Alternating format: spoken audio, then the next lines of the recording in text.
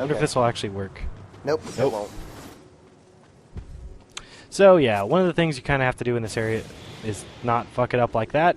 If you get the wrong one first, you have to sort of remove your shooting mode. Basically, you click in the stick and it will undo the targets you may have done previously. Yeah. This is about the best you can do, where you can skip one. But really, you need all the targets lit. Yeah, the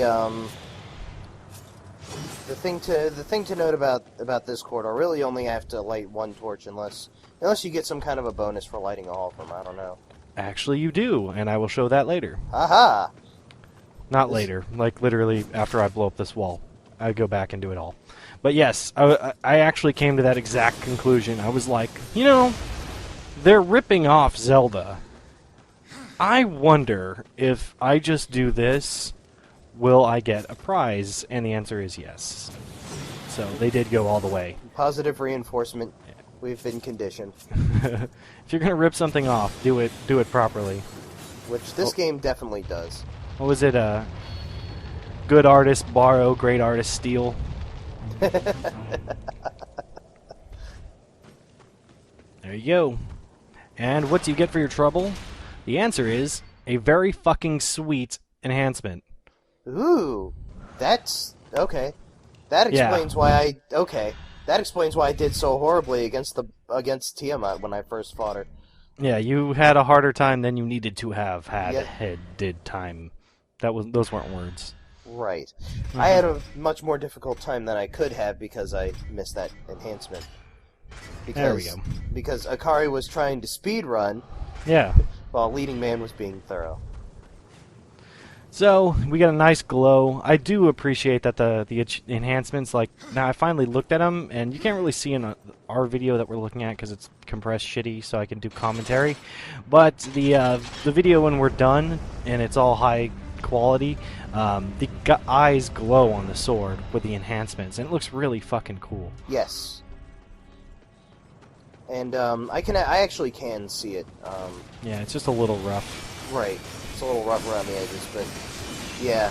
But no one will ever see this, and we probably shouldn't talk about it. No one sees the pre-product.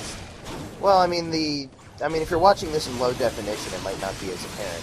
No, I don't. I still think it's better looking than what we actually see. Even if you're looking at it at if you don't change YouTube from 360, it still looks better than the shit I make. Right for us. Okay, well, whatever. I'm not about to talk about the production process.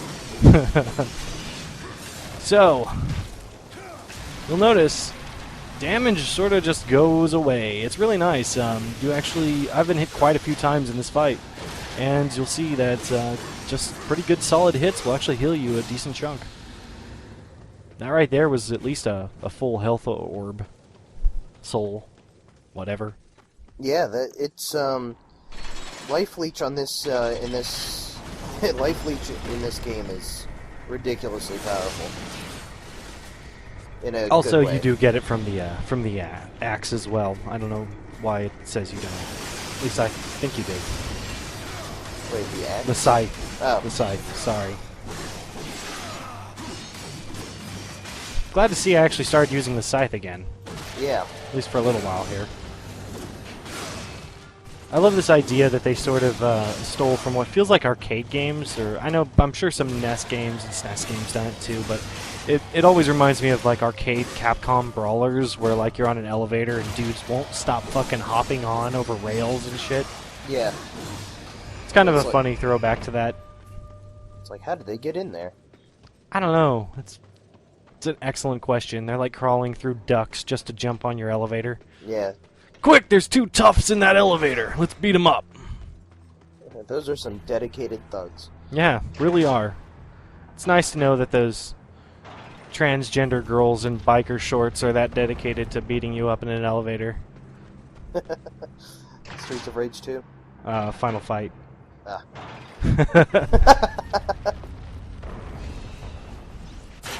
So all that, just for one single pillar. Although, if you don't get the other pillar, the gate doesn't even open, so you can't speed run it like that. Ikari. I can't speed run it anyway because well, like By you the way, said. I don't know how this works. This just doesn't seem sensible. Although I guess he does grab him with his like metal glove arm, so Yeah. you can't feel pain with that thing. I don't even know if War can feel pain. He can be phased. I don't even know if he can feel pain, though. Yeah, it's an excellent question. I love that there's actually lore about how he lost that arm, and the answer is death cut it off. Seriously? Yep. I did not know that. Yep. That's cool. By the way, this door, this actually heads out to the intro section. Ah, I did not know that. Yeah, you can actually use it as a quick way to return to this area. I think I might show it off in a bit. I don't know if I just opened it. That's another thing I missed. But yeah, that's actually from the comic book, if I remember correctly. War in the Middle Ages or something. Quit, and very much pissed off the council, causing lots and lots of war throughout the Earthen Kingdoms by just hanging out there. And eventually the four horsemen or the three horsemen otherwise, were sent to retrieve him. And War got a little smartass, and basically, in the end, Death cuts off his arm, and they replace it with a metal gauntlet. Which is why he has that giant fucking hand for no reason. Everyone's like, why's he got that hand? Yeah, there's actually lore for why he has that hand. I don't know why it's so big, but, I mean, if you're going to add a hand, why not go big? Well, somebody I think questioned, well, why would you have a hand that big? Because it would throw off your balance. I'm pretty certain War doesn't have balance. He's trying to restore the balance. Shut up. That's the purpose of this game. I'm really hoping Darksiders 2 has 4-player multiplayer. I hope so. Oh man, that would be. It seems like the direction that they have to go. I mean, yeah, there are 4 horsemen of the apocalypse. I don't know. I could see them incorporating some kind of like tag mode or something. I would really prefer if they don't. I would too. I don't know why. I think it'd be awesome with 4-player multiplayer. And a level up. Ooh, yeah. Even though the 4 horsemen aren't really the 4 horsemen. There's only War and Death. All the other 2 are fucked up. What is it? War, Strife and Fury? Pestilence, I think. No, it should be Pestilence. Or Conquest. I don't know. The 4 horsemen have a really fucked up series of names. Like, it's either Pestilence or Conquest, but instead it's Fury in the game. And then Strife is the name of the character in the game, but I'm pretty certain it's supposed to be Famine. I don't know. Yeah, Famine, I think. Yeah, Famine doesn't. They went with Fury and Strife. I don't know why. Okay. Sounded cooler. This is the part of the game that really pissed me off. Oh, we got to get topical now. On Apocalyptic, I just have to. Considering how much I suffered, you get to suffer vicariously through me or something. I don't know. Okay. The problem is that I went into this battle hideously underprepared. I didn't get that life leeching power up. I was playing on Apocalyptic, and I was missing. I only had 1 health core instead of 2. Ooh.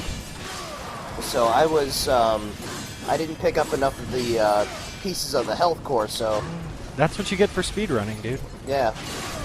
Well, that's what I get for half-assing and not taking this game seriously. It's like, oh well, I'll just plot on through and we'll see how I do. And then they throw this fight at me, and it's like, by the way, you can't leave the Twilight Cathedral, and you didn't get enough health cores, and you suck. Yeah, I will definitely admit this is a hell of a fight. So this fight on Apocalyptic, minus a health core, yeah, you are. I was basically fucked and frustrated to no end. I was very proud of myself when I won, though, finally. Yeah, I'm assuming the best key is to continually use the cross-charge cross-blade to keep one of them dealt with. Well, there was that. I was also blocking constantly. Yeah, I don't know why I don't block enough. For some reason, I prefer to dodge. I guess it's faster, and the fact is a lot of abilities are unblockable. Oh, here's where I actually show that exit, by the way. So yeah, if you head through this direction and go up these stairs, you will notice a very, very familiar chasm slash combo of those dudes. If you keep coming up, then you'll jump up through that hole you created originally, and you can head out. So it's a nice, quick way to get through here if you need to, but you really shouldn't need to because you're actually done with the puzzle. Yeah, unless you're Akari and you decide to try to rush through the game and find that you're not prepared for anything. Well, like you said, unfortunately, if you're not prepared, you cannot do much about it. You're stuck in the Twilight Cathedral once you do the Griffin thing. That was close. Well, what you can do is return back to Vulgrim and Nope. use what souls you have to Well, to buy things. You're yeah, right. to buy That's true. things. That's true.